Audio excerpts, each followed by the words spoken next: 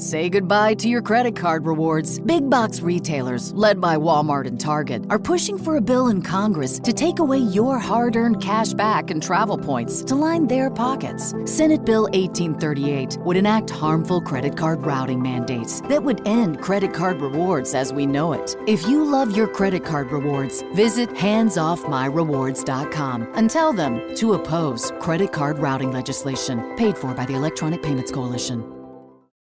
Get ready for a game changer. Book Outlet is here to redefine your book buying experience. Say goodbye to breaking the bank and hello to savings of at least 50% off list prices on brand new books every day. It's like a never-ending book sale, 24/7, 365 days a year.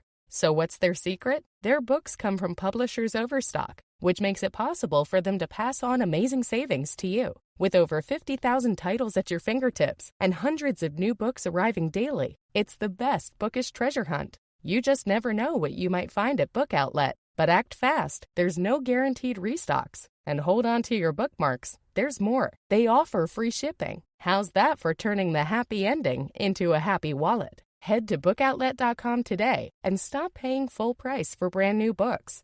Book Outlet. Unbelievable savings every day.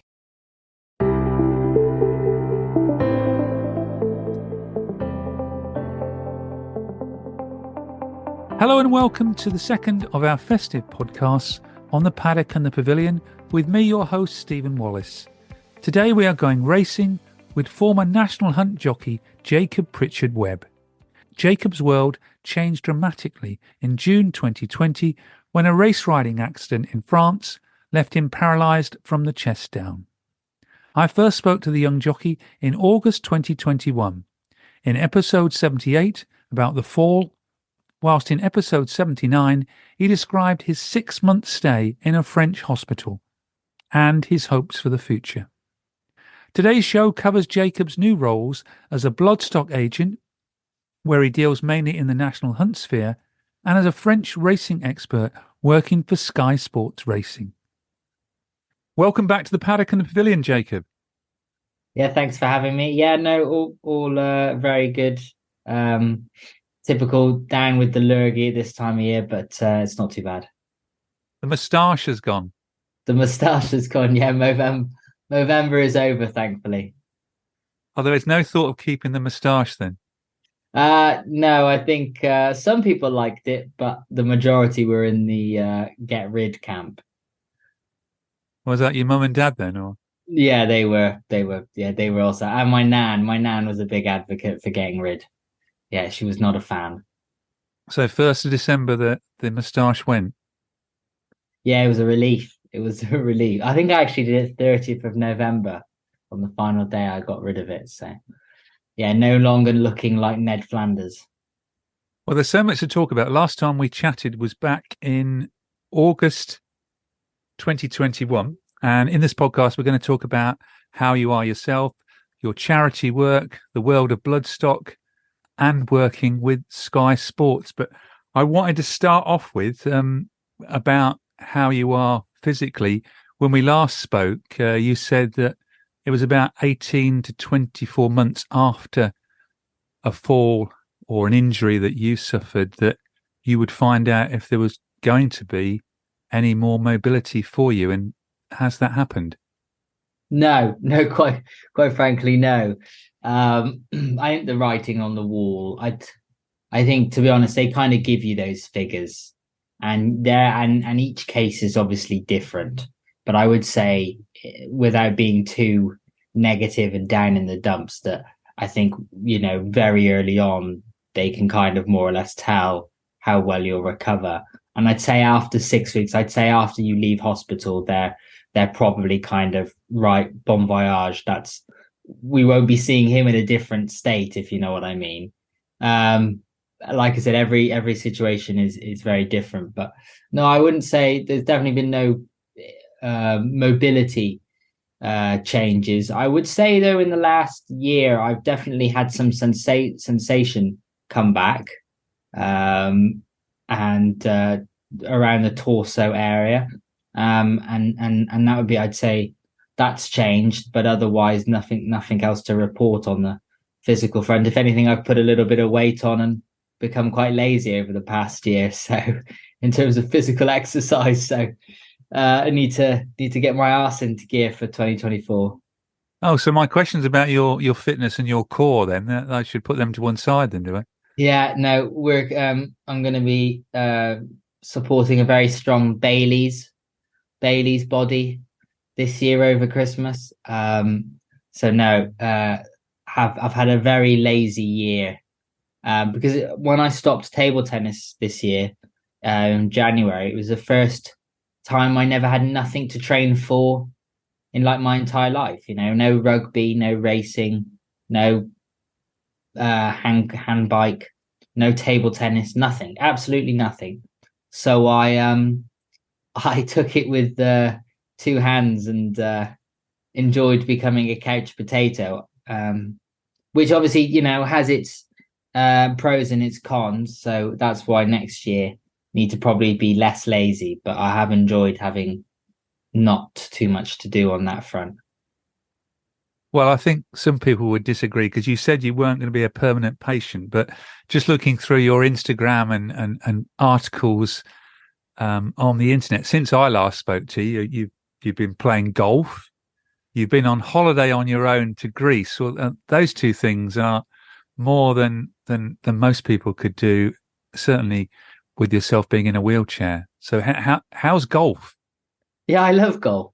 It's good fun. I'll never train for it, or I'll never compete at it. I have been asked if I would compete.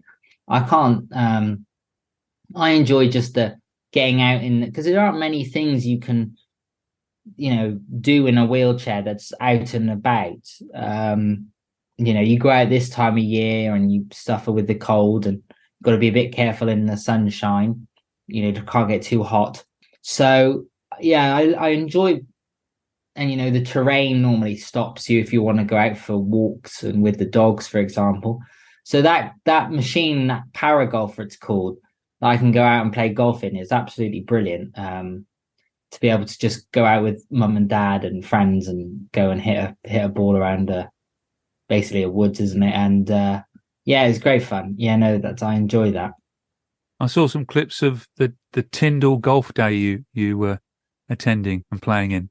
Yeah, for the Matt Hampson Foundation, they invited me along to kind of explain to the celebrities and the people who had paid to play with the celebrities and who were going to be at the evening awards thing in the evening, what Matt Hampson Foundation does and their work now with the Golf Trust in getting disabled people to play golf and all the benefits of being able, a disabled person being able to get out and be active to that degree, and the support that the two charities give us. So yeah, it was cool. I met Harry Redknapp and I told him that he'd bought a horse off Octave, a company that I work for.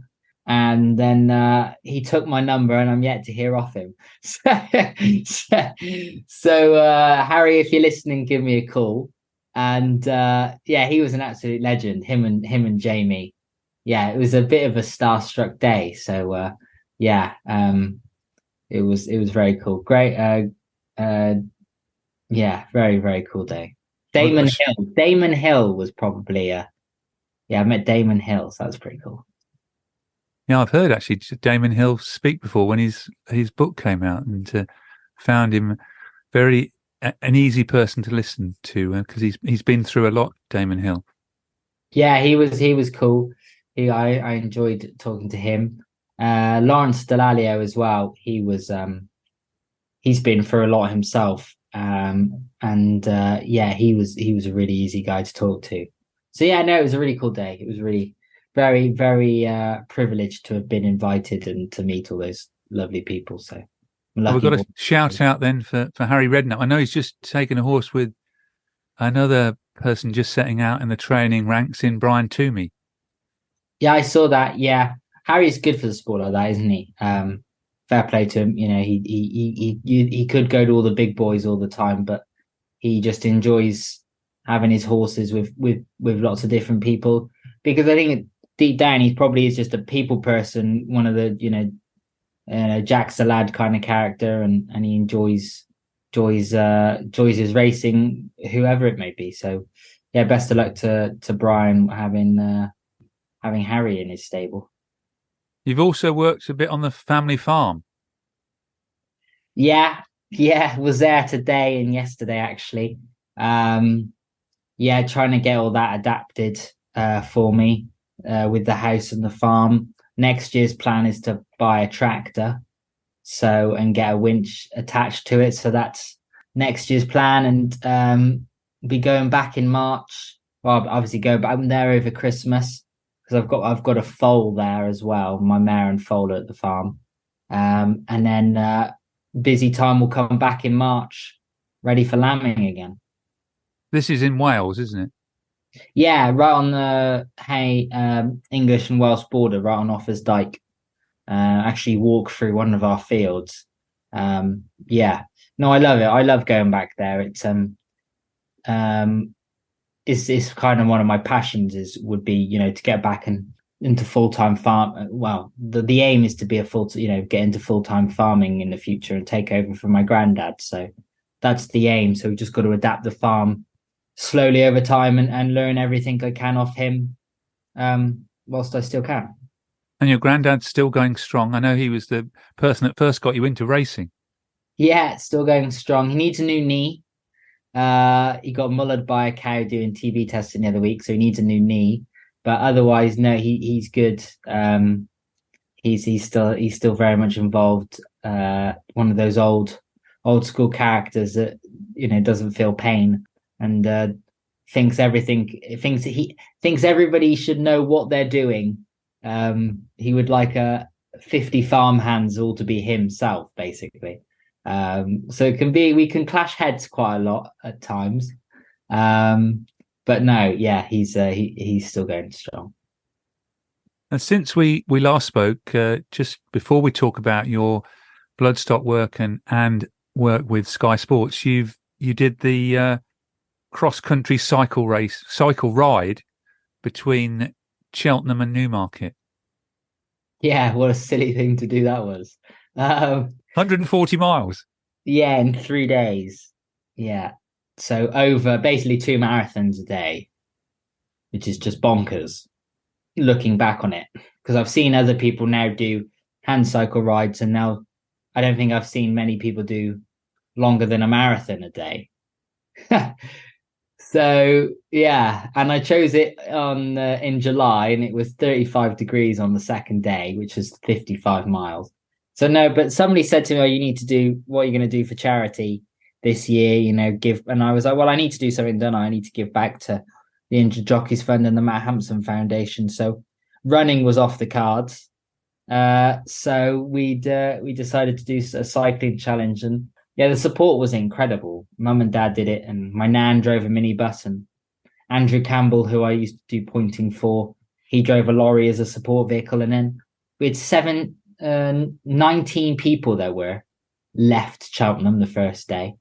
AP McCoy and best friends Freddie Mitchell, Hugh Nugent, Tabitha Worsley joined us, and Mick Fitz was there to cheer us on our way, and John, Joe, and Neil and Jackie turned up with half the yard, bless them, to say cheerio. So, yeah, it was really tough. I'll never do it. I'll never do it again.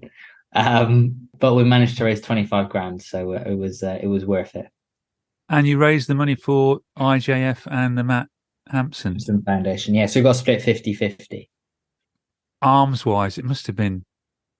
Oh yeah, it was killer. Yeah, just the heat. I probably was affected for a good 2 weeks afterwards and everything. Just my spasms and my bladder was affected from the heat and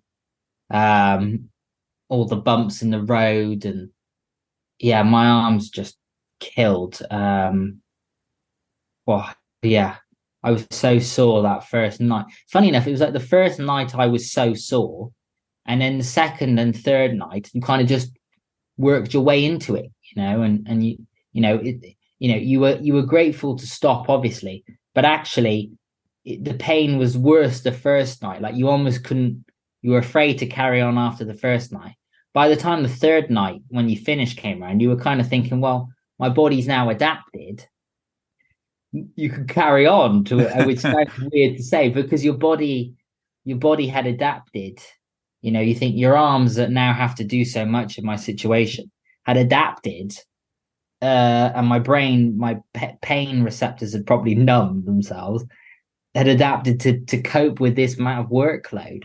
So it was it was quite interesting, and yeah, I learned a lot, I think, those 3 days about my mental strength and to keep going. So yeah, very proud of that achievement. You're certainly keeping going. You could have then headed off to Jack Berry House. That would have been the next spot, wouldn't it, really? Yeah, I know, but we're going up north. It gets colder then.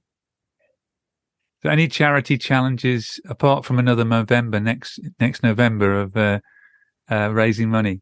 No, none at the moment. No, nothing at the moment. I've got an idea in the back of my mind of something I want to do, whether I'm going to dedicate it to charity or whether it's going to be a personal goal. Because it was something I wanted to do pre-accident. I haven't quite decided yet, but I have got something in the pipeline. When it will happen, I'm not too sure. It's going to take a lot of planning. I would need to probably stop doing a lot of work to do it. So, but I'm going to keep that one under wraps for the time being. Well, let's talk about work.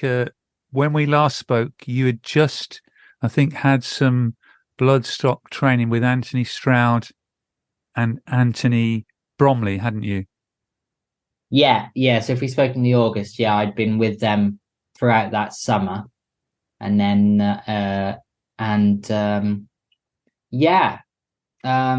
you've been to a lot of sales. I've seen you been to a lot of Dogle stuff. and Goffs and Tattersalls and everywhere else. But No, this year's been really good for it. Kind of building. Well, last year and this year's definitely built on it. But last year bought a couple of horses and bought a horse called Phil du Roy out of Auteuil in a claimer for Chris Coley and Fergal O'Brien, and bless him, that he was a little trooper. He won on debut, and then he ran. He was going to probably finish fourth in the Group 2 at Chepstow had he not fallen at the last in the finale.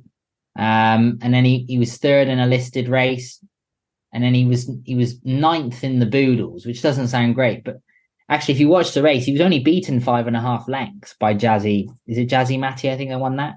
So, like, you think of the money difference between some of those horses, what they would have cost compared to him. He was punching above his weight all season. And he then returned back to Auteuil and gave the owners a lovely day out and finished fifth and paid for himself. So he was a good kind of starter buy, and off the back of that bought a couple of others, and a similar horse I bought and that was with Toby Jones. We bought Ceci Sant for Noel Williams, again for the same money, out of a claimer in St. Cloud, 25,000.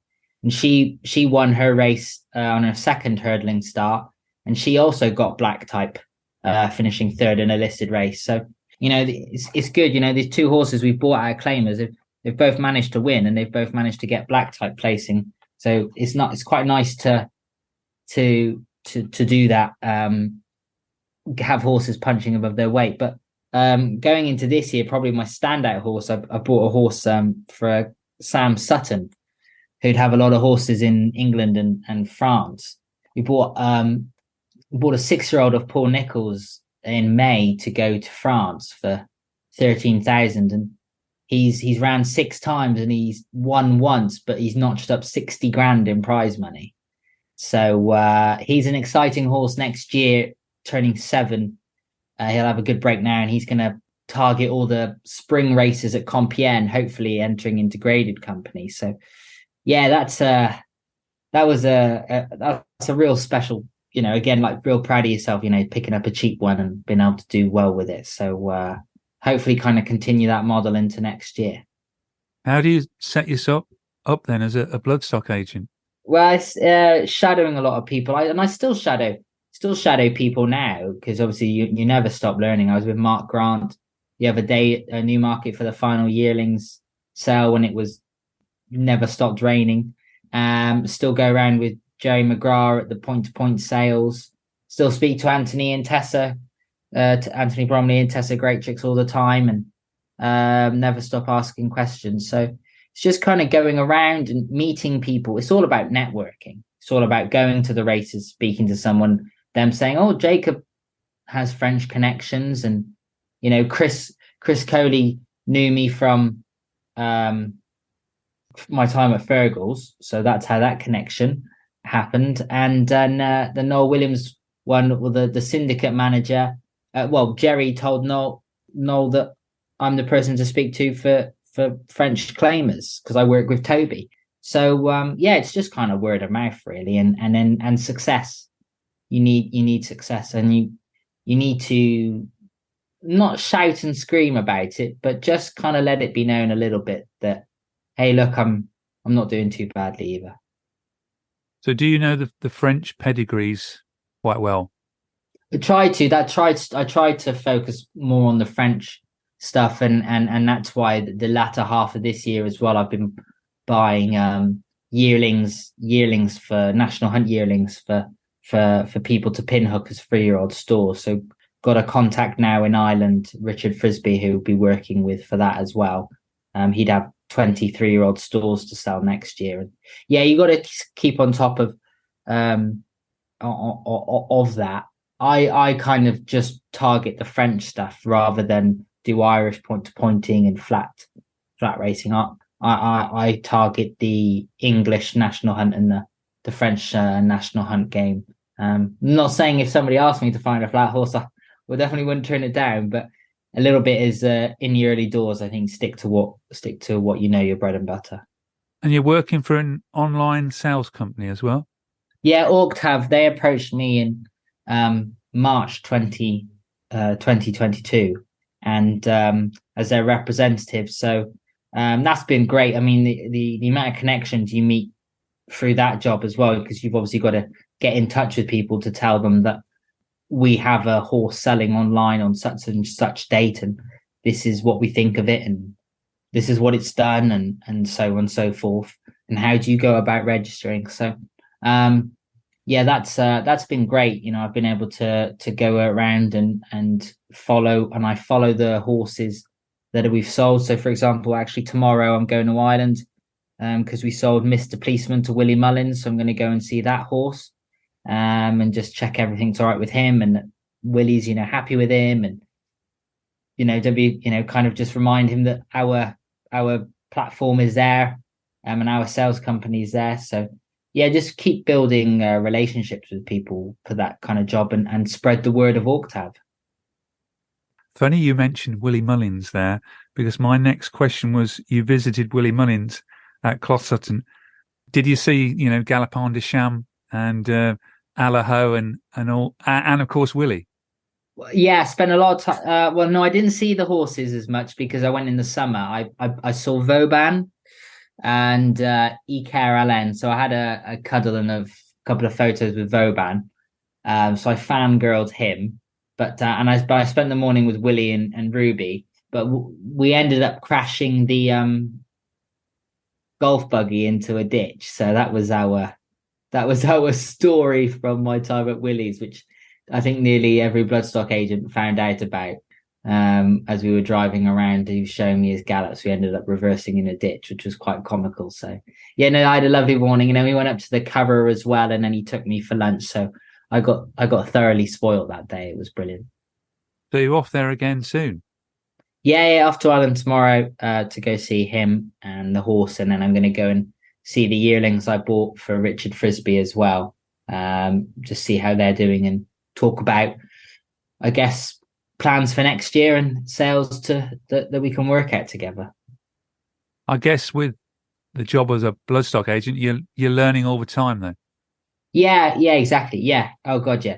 And that's why it's great being able to kind of hopefully team up with Richard and his son JJ, because Richard's been selling national hunt stalls for 45 years, and he sells cows as well. So he's a real stockman, which, having worked with sheep as well, growing up with sheep, you like to, and cows and horses, obviously, you like to think as well you're a little bit of a stockman, but his eye is, he's always looking at lots of different things, and he knows what he needs to to buy to sell on, which is a different avenue I've not looked at before. So yeah, definitely, you could pick a horse with a lovely walk and lovely pedigree, but if he's lacking the height, there's no point going near him, because that's what they want for the Irish 3-year-old stores, for example. So yeah, no, it was great spending time with him in Arcana the other week, and looking forward to hopefully working with them some more. Say goodbye to your credit card rewards. Big box retailers, led by Walmart and Target, are pushing for a bill in Congress to take away your hard-earned cash back and travel points to line their pockets. Senate Bill 1838 would enact harmful credit card routing mandates that would end credit card rewards as we know it. If you love your credit card rewards, visit handsoffmyrewards.com and tell them to oppose credit card routing legislation paid for by the Electronic Payments Coalition. How's your money feeling? It's about to feel happier with a certificate from Happy Money's partner, Michigan State University Federal Credit Union. Elevate and increase your savings with 18-month terms and only a $500 minimum. And the happiest part? MSU FCU certificates yield 4.5% APY annual percentage yield. Now that's a happier side of money. Elevate your savings. Go to happymoney.com/MSUFCU. That's MSUFCU. Funds insured up to $250,000 by NCUA. The APY is accurate as of the 12/1/2023 dividend declaration date. Early withdrawal penalties do apply. Fees may reduce earnings on the account. Any monthly withdrawals or transfers reduce earnings. The other area of work that you've done since I last spoke to you is working as a French racing pundit with Sky Sports. How did that all come about? Well, I did my interview in 2021 in June for Sky, if you remember, with Luke Harvey. Yeah. And Luke, bless him, off his own back, mentioned to the senior producers, what did you think of this lad? He's kind of clued up on the French racing. Would it be worth a shot giving him a go on the French racing? Fresh blood, fresh face, new voice, all that kind of malarkey. And they said, yeah, why not? He spoke well in his interview, and they knew I'd done some media training as well with Lydia Hislop and Ed Chamberlain. So they rang me up, said, would you like to do it? I said, yes. Okay, you've got this date and this date. Which one works? And I said, this date. And he said, okay, cool. You'll be on with Matt Chapman and Mick Fitzgerald. So easy start then. Yeah. Yeah. So that's, I think it was the 23rd of October, and they've not sacked me yet. So it's going well. And I've done a feature as well in February this year, and I'm hoping to do more features for them as well, interviewing people and stuff. So yeah, I love it. It's really good. Well, you've got good connections in France, knowing obviously the jockeys James Reevely, Felix de Giles really well. Yeah, and a lot of the trainers as well, and actually through the bloodstock stuff, and up and coming jockeys like Nathan Howie, who's second in the conditionals title this year in France. So I'm very lucky. I've got a good address book. So if I have a question on a horse, there's normally somebody who can find out something for me. So I'm quite privileged to be in that situation, and I suppose it's a good commodity for Sky to have. You must be pleased then that Felix could be the French champion jockey. Yeah, over the moon for him. After 8 years, a lot of ups and downs, and he took the leap. Actually, the winter after my accident, he took the leap to go freelance, and probably say it's the best decision he's ever done. Never looked back.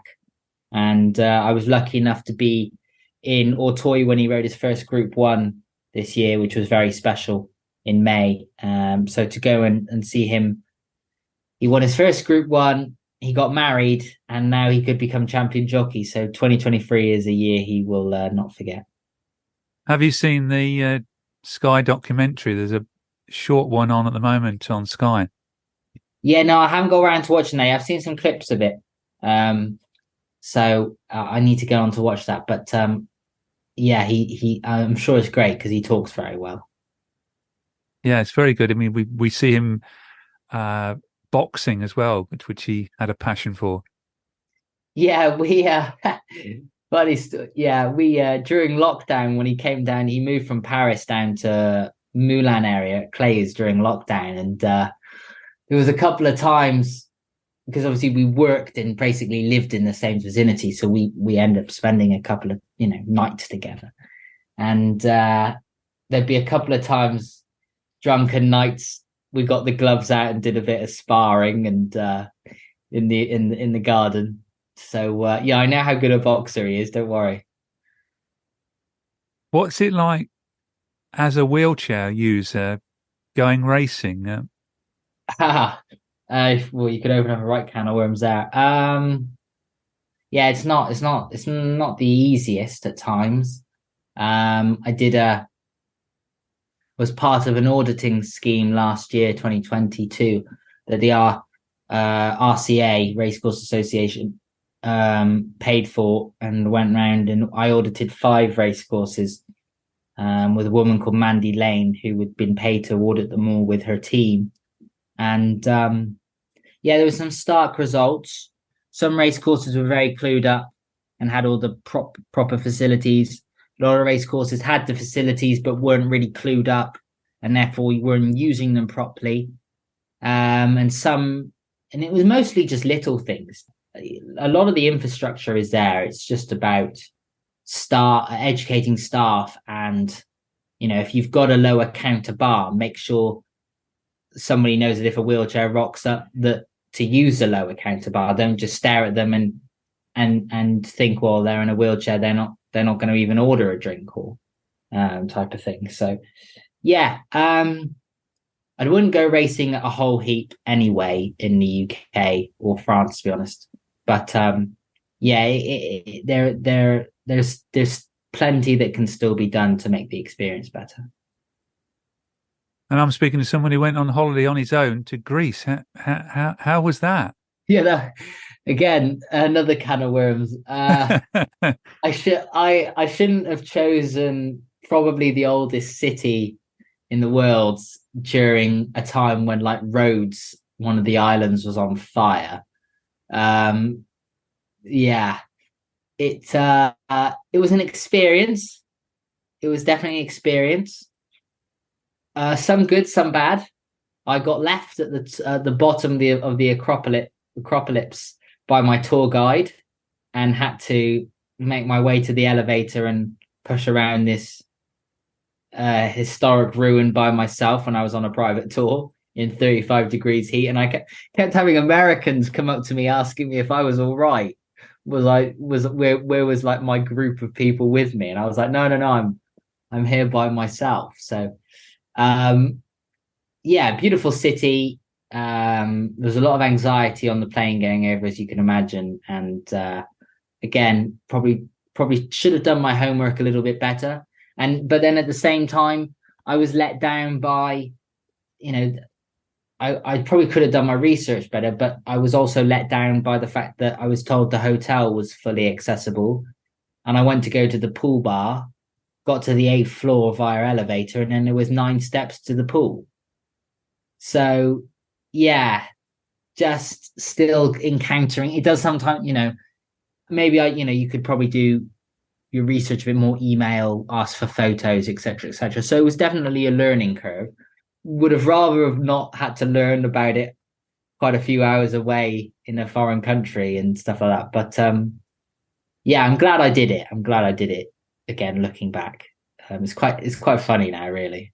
At the time it wasn't, but it is quite funny now. And the table tennis, you're not going to the Paralympics? No, I just got to the start of this year and kind of had a choice to make, really. And it was probably bloodstock stuff would have had to stop, go into sales and all that.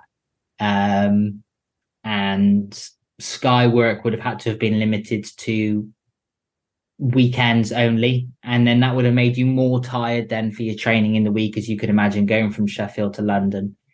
And at that time, and then it kind of, at the end of January, beginning of February, I got asked by Tom Kerr of the Racing Post if I wanted to do my article that got released in June. And I then also filmed my Sky Sports feature at the time. And that's actually led to me now having, I've had an interview with the Paralympics to actually to do interviews and do features next year. So there was a possibility. Well, we don't know yet. There's a possibility I might even be part of the presenting team. So it's funny how the world works. So I decided to throw my eggs into horse racing and that weird and wonderful world, and farming a bit more and stuff, and not move up to Sheffield and do that full time, because it does need your full attention, because the other people are giving it their full attention. As a sportsman, though, do you in some way miss the competition that the table tennis gave you? Not really, no, because I thought I would, but actually I actually kind of found out I didn't have the same killer instinct at the table as I did on the back of a horse. Why, I don't know. Maybe it was because I always wanted to be a jockey, so it was like, or maybe just this accident has changed me so much, I'm not too sure. So no, I don't miss it. And you get a great buzz still of going on live on telly, and I still get butterflies when I'm bidding on horses or and I actually can't really watch a race when a horse I've bought is running. So I get as much of a buzz out of that than I do anything else. So you've still got plenty of challenges for the future. Yeah, hopefully, still always looking for more horses to buy, or trying to find people to buy horses for, and hopefully, and who knows what. There are a couple of things lined up for next year, but who knows? Well, the TV work and possibly working at the Paralympics sounds very exciting. But how do you look back now on events in June 2020? It feels like a lifetime ago, really. Feels like another world. I had my 3-year anniversary this June, and that was a weird one. You know how like the number 3, because everything kind of happens in threes. That was a very weird day. I was actually in Wales at the time. Yeah, that was a bizarre day. But in all honesty, yeah, fine now, really. Doesn't really bother me too much now. It's better to keep looking forward rather than looking back anyway. And you still don't consider yourself as an inspiration, then? No, not really. You must do. No, definitely not. No. I consider myself, especially after the events of, say, Graham Lee, I consider myself very lucky. Yes, we mustn't forget what's happened with Graham, and our thoughts are with him and his family especially at this time at Christmas and the New Year. Yeah, it's just I dislocated my neck and fractured one of the C6, so you're millimeters away from being in some sort of similar situation. So no, definitely don't see myself as inspirational. Maybe if I win an MBE, and you can call me inspirational. Until then, no, I think which is highly unlikely. I think I'll just call myself lucky. When we last spoke, you mentioned that following the accident, that you had now got your balance back in your life. Has that been maintained? That was talking about being able to see friends and having time that you probably didn't when you were almost obsessed in becoming a successful jockey? Yes, I think it's still there. It's probably got slightly more work a little bit this year. I'm actually, I want to next year focus a little bit more on traveling. I'll be 27 soon, and like I said, I've got the farm to take over one day, so I need to I want to probably prepare and plan a bit more blocks for not working and seeing the world, and then kind of in the busy period, this time of the year with the sales, kind of suck it up and get to work, and then in the other times of the year, stop and enjoy life a bit more. So still finding that balance. I think in this way of life, though, where it's so erratic, television and bloodstock, and you might go for 3 months of not having an order to fill for anyone. It's quite hard to find the balance anyway. So it's just bearing that in mind. But I'm not. It's definitely a healthier balance anyway, mentally. And home life, you're in Leicester, I think, isn't it? Yeah, still with mum and dad. Yeah, bless them. Still in mum and dad's. Like I said, adapting the farmhouse. So plenty going on there still. Thank you very much, Jacob, for being on this podcast, updating us on all the things that's happened to you since I last spoke to you in August 2021. The very best of luck for the future. A Merry Christmas and a Happy New Year to you. No, thanks for having me. Merry Christmas. Sports Social Podcast Network. Why? If you have T-Mobile 5G home internet, you might be hearing this Why? a lot. Why? Every time your internet slows down during the busiest hours. Why? Because your network gives priority to cell phone users. Why? Good question. Why not switch to Cox Internet with 2 times faster download speeds than T-Mobile 5G home internet during peak hours? Okay. Stop the whys and visit cox.com/5G home for details. T-Mobile prioritizes certain T-Mobile phone users over home internet users during times of congestion.